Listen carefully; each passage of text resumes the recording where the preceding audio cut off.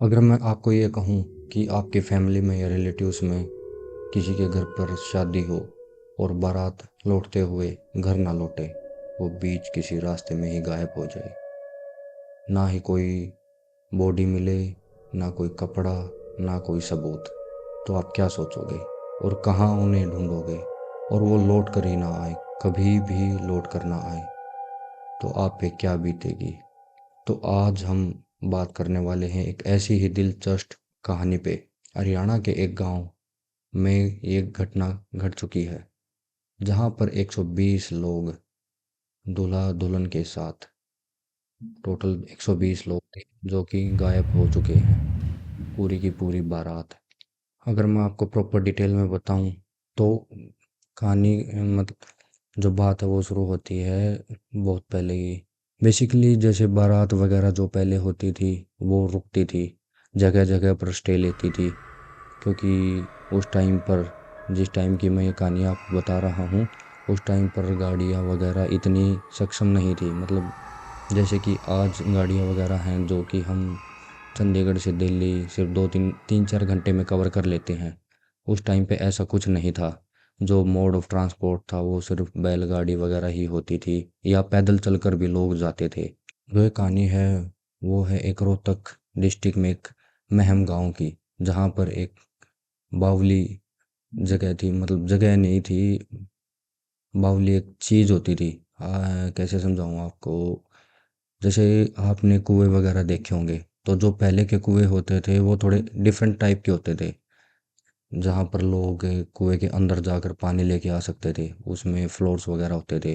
ये मुगल टाइम पे बनवाई गई थी किसी राजा ने। तो उसमें 3 फ्लोर थे। मतलब सीढ़ियाँ नीचे उतर कर लोग उसमें से पानी लेकर आते थे। उस बावली में उतरने के लिए वहाँ पर 101 सीढ़ियाँ थी। मतलब 101 स्टेप्स नीचे जाना पड़ता था पानी के लिए। और उस टाइम का जो आर्किटेक्चर था वो इतना कमाल का था कि, और मैं आपको बता दूं, उस टाइम पे उस बावली का जो पर्पस था वो सिर्फ पानी का पर्पस नहीं था।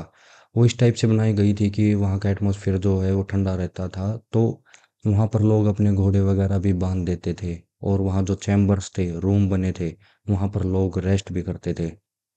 तो ये कहानी शुरू होती है बहुत पहले।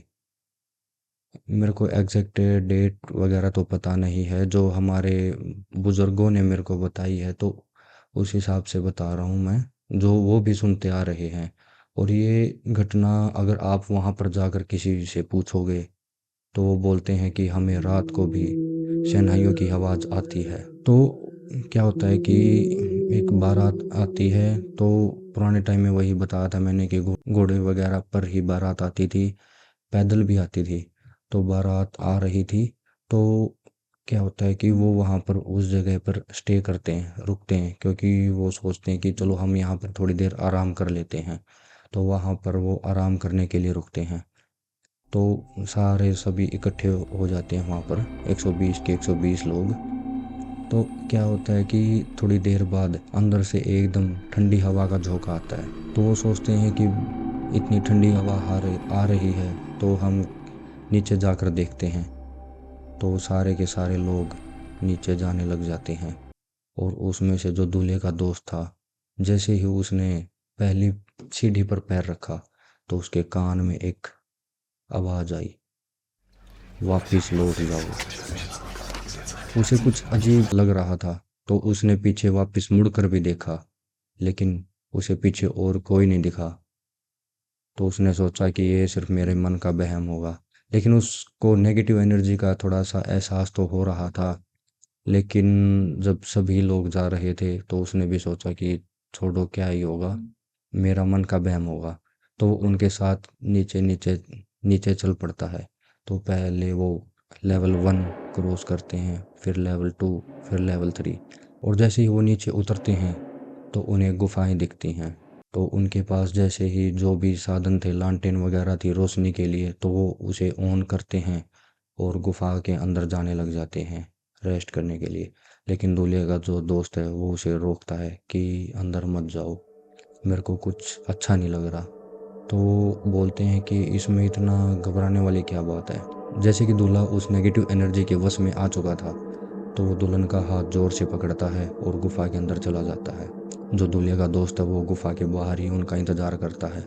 वो इंतज़ार करता है 5 मिनट, 10 मिनट, 30 मिनट, 1 घंटा, 2 घंटे, लेकिन कोई लौट कर नहीं आता है। उसे शहनाई वगैरह की आवाज़ तो सुनती हैं, हंसती खेलती आवाज़ें सुनाई देती हैं, लेकिन कुछ देर बाद एकदम से शहनाई की आवाज़ बंद हो जाती है और रोने और चीखने की आवाज़ आती है।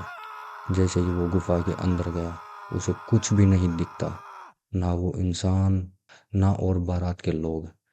तो वो जैसे ही भागा भागा ऊपर जाता है, ऊपर जाकर पुलिस वगैरह को इन्फॉर्म करता है, आसपास के लोगों को इन्फॉर्म करता है।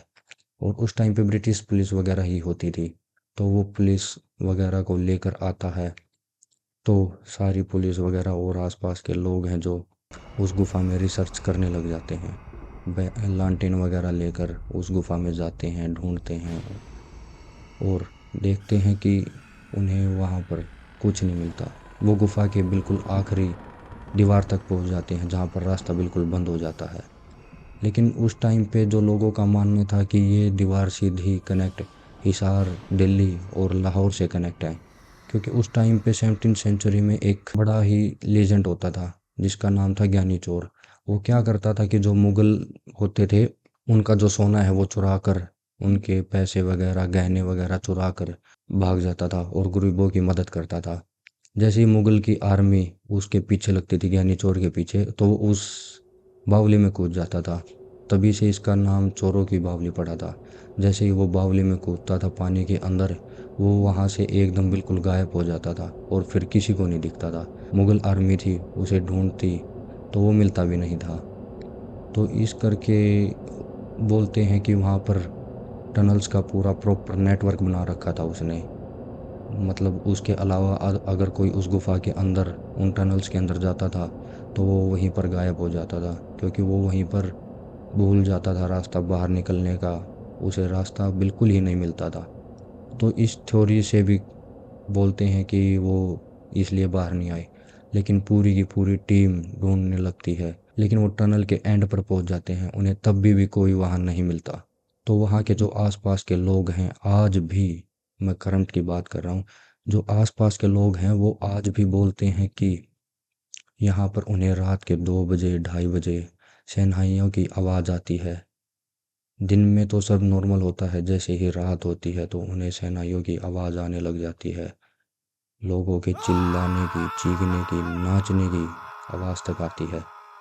और जो उसमें 120 के 120 लोग गायब हुए थे, आज तक उनका कोई सबूत नहीं मिला है। ना ही उनकी बॉडी, ना ही कपड़े, ना ही कुछ, कुछ भी नहीं मिला है उनका। कई थ्योरी फेमस हैं, जैसे कि गुफा कोलैप्स हो गई होगी, जो टनल्स थी वो गिर गई होंगी।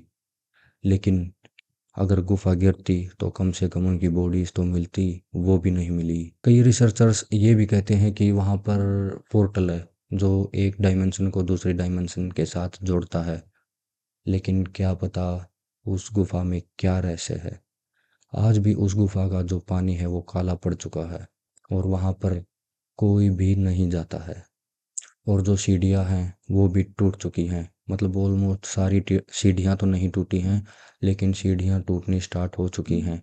और हज़ारों की संख्याओं में जो चमगादड़ हैं वो वहाँ पर रहते हैं। उनके अलावा वहाँ पर कोई भी नहीं भटकता है। और उसी तरह रोज़ हर रात शहनाइयों की आवाज़ आती है। अगर आपको कभी मौका मिले वहाँ विज़िट करने का, रोहतक महम गांव में, तो आप ज़रूर विज़िट करना, क्योंकि आपको वहाँ पर जाकर और भी अच्छे से इस स्टोरी के बारे में पता चलेगा। और जो उस गुफा में रिसर्च चली थी, जो ब्रिटिश आर्मी मतलब ब्रिटिश पुलिस के द्वारा की गई थी, आर्मी द्वारा की गई थी, वो बिल्कुल मतलब 3 दिन तक चली थी, तब भी उन्हें वहाँ पर कोई नहीं मिला। आज तक किसी को ये नहीं पता चला है कि वो पूरी की पूरी बारात वहाँ से कहाँ गायब हो गई। अगर आपको लगता है कि चोरों की बावली में कोई राज छिपा है तो कमेंट कर कर ज़रूर बताएं।